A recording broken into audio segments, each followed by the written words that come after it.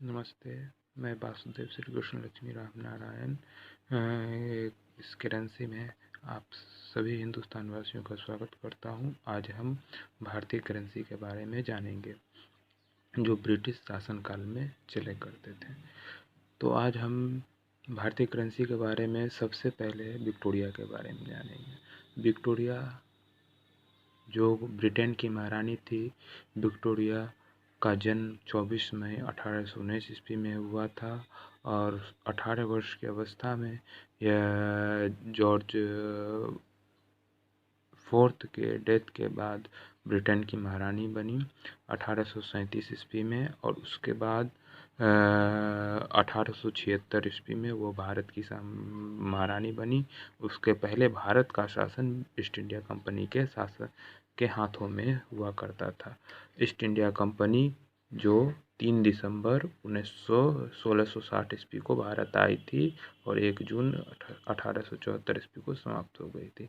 महारानी विक्टोरिया अपने शासनकाल के दौरान क्वार्टर आने के सिक्के जारी किए थे, जिसे आप देख सकते हैं। ये क्वार्टर आने के सिक्के हैं। इन क्वार्टर आने के सिक्के में ये आप देख रही है 1862 ईस्वी का क्वार्टर आने के सिक्के हैं, जिसे महारानी विक्टोरिया के शासनकाल में चलाया जाता था। इन सिक्कों का वजन 6.14 ग्राम हुआ करता था। ये क्वार्टर आना कहलाता था। ऐसे हम लोग 4 सिक्के देंगे तब वो 1 आना होगा, और इस प्रकार के हम लोग 64 सिक्के देंगे तब वो 1 रुपया बनता है। तो अब आप खुद सोच सकते हैं कि उस समय हमारे सिक्कों का कितना ज़्यादा महत्व हुआ करता था। ये महारानी विक्टोरिया के शासनकाल के सिक्के हुए। महारानी विक्टोरिया के शासनकाल में यदि किसी व्यक्ति के पास 100 रुपये हुआ करते थे तो वो अपने क्षेत्र का राजा बनता था। पैसे की इतनी ज़्यादा वैल्यू हुआ करती थी। 22 जनवरी 1901 में महारानी विक्टोरिया के डेथ के बाद उनके पुत्र एडवर्ड सप्तम किंग बनते हैं, राजा बनते हैं, और उनका राज्याभिषेक 22 जनवरी 1901 में होता है। 60 वर्ष की अवस्था में वो राजा बनते हैं और उनका कार्यकाल 9 सालों का होता है। इससे पहले महारानी विक्टोरिया का शासनकाल देखिए 64 साल का था। जब एडवर्ड सप्तम का शासनकाल 9 साल का था तो उन्होंने भी अपने शासनकाल के दौरान क्वार्टर आने के सिक्के डलवाए, जिसे आप देख सकते हैं। ये देखिए, ये आपके एडवर्ड सप्तम का कॉइन है, क्वार्टर आने का कॉइन है। ये इस साइड से भी देख सकते हैं। ये 1907 ईस्वी का कॉइन है जो जॉर्ज एडवर्ड सप्तम ने इसे जारी किया था। इसका वजन आप लोग देख सकते हैं 4.83 ग्राम। और ऐसे ऐसे हम लोग 64 सिक्के देंगे तब जाके वो 1 रुपया बनेगा। अब आप खुद सोच सकते हैं कि इस समय सिक्के की वैल्यू क्या थी। इस समय में यदि किसी व्यक्ति के पास 1000 रुपया होता था तो वो अपने एरिया का राजा कहलाता था। इतनी ज़्यादा पैसे की वैल्यू हुआ करती थी। अब हम लोग आते हैं जॉर्ज सिक्स्थ में। जॉर्ज सिक्स्थ एडवर्ड सप्तम की मृत्यु 6 मई 1910 ईस्वी को होती है। एडवर्ड सप्तम की मृत्यु के बाद जॉर्ज फिफ्थ राजा बनते हैं। जॉर्ज फिफ्थ का जन्म 3 जून 1865 ईस्वी को हुआ था।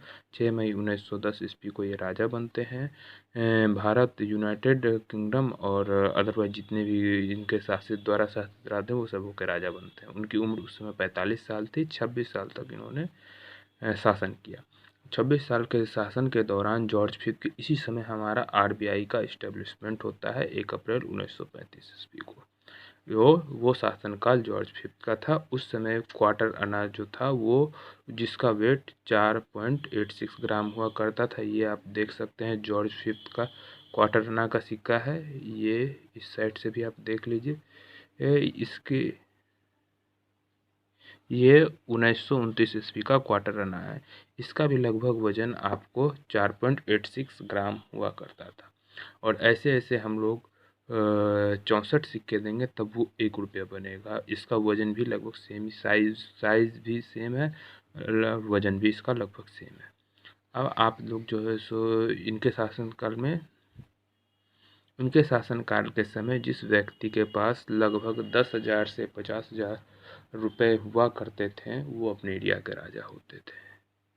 10,000 या 10,000 से ज़्यादा जिनके भी पास रुपए हुआ करते थे वो अपने एरिया के राजा, छोटे एरिया के राजा, बड़े एरिया के राजा नहीं। छोटे एरिया जैसे विधानसभा हो गया तो उसमें एक छोटा सा राजा, जिस तरह विधानसभा का क्षेत्र होता है आप लोग समझते हैं, उस विधानसभा क्षेत्र में वो एक छोटा राजा होता था, ठीक है, जिसके पास लगभग 10,000 रुपये हुआ करते थे वो उस विधानसभा क्षेत्र का राजा लगभग होता था, आप ये समझ लीजिए। तो ये शासन और राजा पे भी निर्भर करता था वो जिसे, लेकिन उतने पैसे होते थे तभी वो राजा कहलाते थे। अब आइए हम लोग जानते हैं थोड़ा सा जॉर्ज सिक्स्थ के बारे में। ये भारत के अंतिम राजा हुए।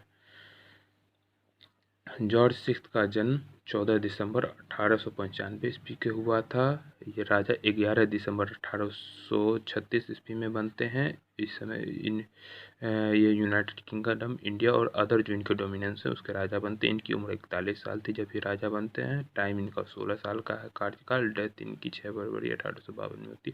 करेंसी इनका भी क्वार्टर आना के बारे में जानेंगे, जिसका वेट 4.85 ग्राम हुआ करता था, जो प्योर कॉपर का हुआ, जो शुद्ध जो कॉपर से निर्मित होता था। अब आपको हम इसके बारे में थोड़ा सा दिखा देते हैं। ये कॉपर का कॉइन जो है सो आपको 1841 ईस्वी का है, जिसे आप लोग देख सकते हैं अच्छे से। ये 1841 ईस्वी का है। इसमें जो है सो आपको जॉर्ज सिक्स्थ की का चित्रांकित नज़र आ रहा होगा। ये लगभग इन चारों सिक्कों का वजन सेम है, सिर्फ एक विक्टोरिया को छोड़ के। विक्टोरिया ही एक साम्राज्य जिसके में क्वार्टर आने का वजन 6.14 ग्राम था। बाद बाकी ये तीन राजा के सिक्के का वजन बराबर ही है, एक ही समान है, तीनों की वैल्यू एक है। ये हाँ, हम ये चारों क्वार्टर आना है।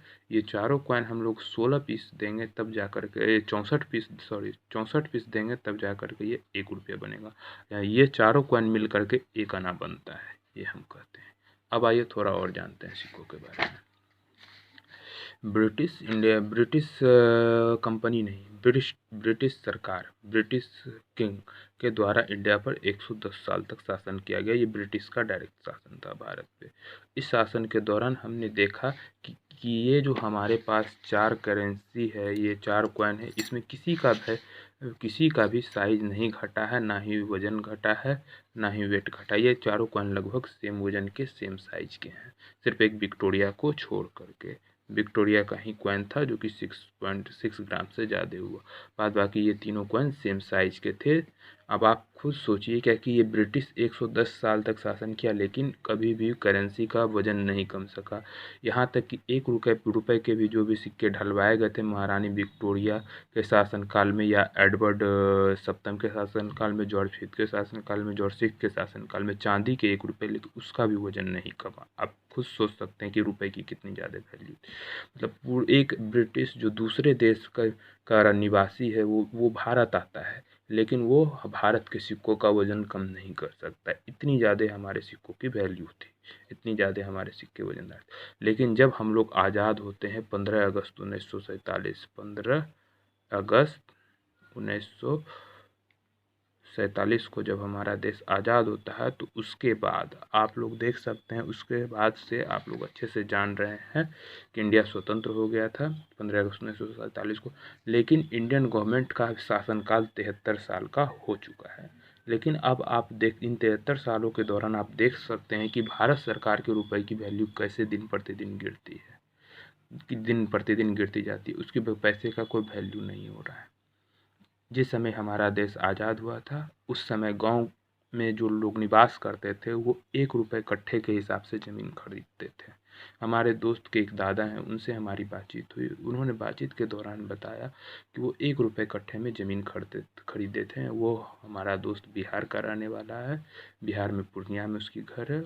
जब हम लोग पढ़ते थे तो उसी पढ़ाई के दौरान ये बात हुई तो उन्होंने कहा कि हमारे दादाजी ने 1 रुपये कट्ठा ज़मीन खरीदा था। और आप आज खुद सोच सकते हैं हमारे यहाँ ज़मीन की वैल्यू कितनी बढ़ गई है, क्योंकि हमारी भारत सरकार करेंसी के ऊपर ध्यान नहीं दे रही है। जब से करेंसी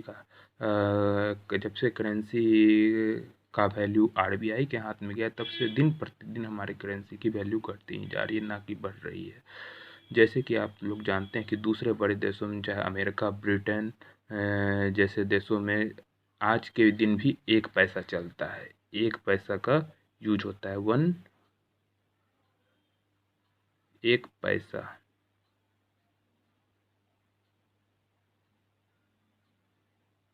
1 पैसे का यूज आज भी ब्रिटेन और अमेरिका जैसे देशों में होता है, लेकिन हमारे इंडिया में आज भी 1 रुपए के सिक्के लेने से लोग बचते हैं। भारत सरकार द्वारा नए सिक्के भी जारी हुए हैं। आपने देखा है कि सन 2019 के सिक्के को देखिए, जिसे कोई व्यक्ति लेना नहीं चाहता है। आप किसी से कुछ बड़ी चीज़ भी करते हैं तो वो नहीं लेना चाहता है। हमारी भारत सरकार ने 73 सालों के दौरान कितने ज़्यादा रुपए का वैल्यू को गिरा दिया है, और ब्रिटिश सरकार 110 सालों में भी इन सिक्कों के वजनों में कमी नहीं ला सकी। ये क्वार्टर आना है। एक बार पुनः मैं आपको बता देना चाहता हूँ, ये क्वार्टर आना है। ऐसे ऐसे हम लोग आपको 64 सिक्के देंगे तब वो 1 रुपये बनेंगे। अब आप खुद सोच सकते हैं कि हमारे यहाँ रुपए की वैल्यू क्या थी। इसलिए लोकतंत्र होना अच्छी बात है, लेकिन जिस देश में आज भी राजा है, किंग है, ब्रिटेन हो गया, जो भी अच्छे अच्छे राजशाही देश हैं, आप ब्रिटेन हो गया, जापान हो गया, इन सब में देखिए, ब्रिटेन में देखिए कि आज भी पैसे की वैल्यू नहीं गिरी है। वहाँ के लोग आज भी 10 रुपये कमाते हैं तो अच्छे से सुख संपन्न जीवन जीते हैं। लेकिन भारत में देखिए आज भी लोग कितना भी कमा रहे हैं, पैसे का वैल्यू जस का तस। अगर वीडियो अच्छा लगा हो तो इसे लाइक और शेयर और सब्सक्राइब ज़रूर करें। और यदि आपको लगे कि किसी टॉपिक पे मुझे वीडियो बनानी चाहिए तो इसके लिए कमेंट बॉक्स में आकर कमेंट करें। धन्यवाद।